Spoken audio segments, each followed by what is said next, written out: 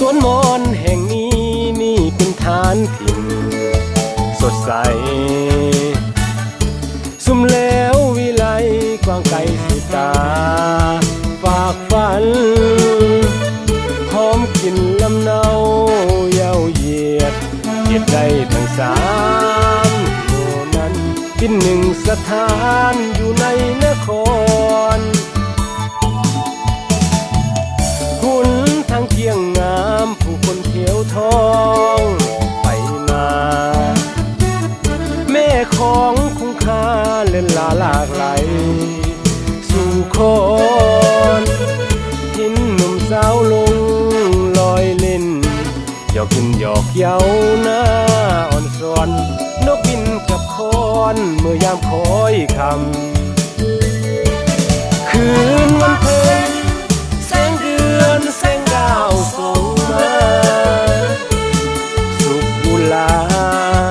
นภาพาใจซื่นซ้ำเดือค่อนคืนเสียงแคนขับโอยลำเสียงคุยซ้ำเติมเข้าน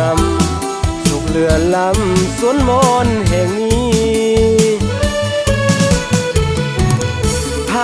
เคยได้มาติดตาฝันเกิดเพื่อหาไปแล้วหวนมาบ่เลิกลาอีกนี้แม้นเกิดซาใดขอจุงเกิดในถิ่นฐานบ้านถึงสวนสีจะบ่ขอห่าง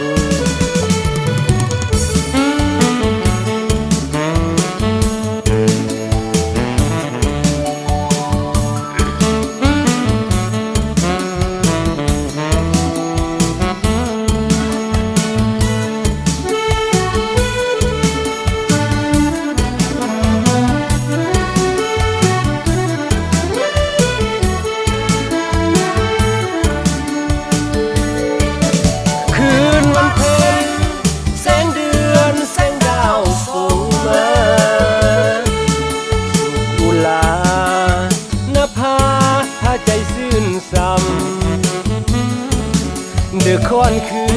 นเสียงแคนขับโอยลำเสียงคุยซ้ำเติมเข้านำสุขเรือลำสวนมอนแห่งนี้ไผเคยได้มาติดตาฝันเกิดเพื่อหาไปแล้วหวนมาบ่เลิกลาหลีกนี้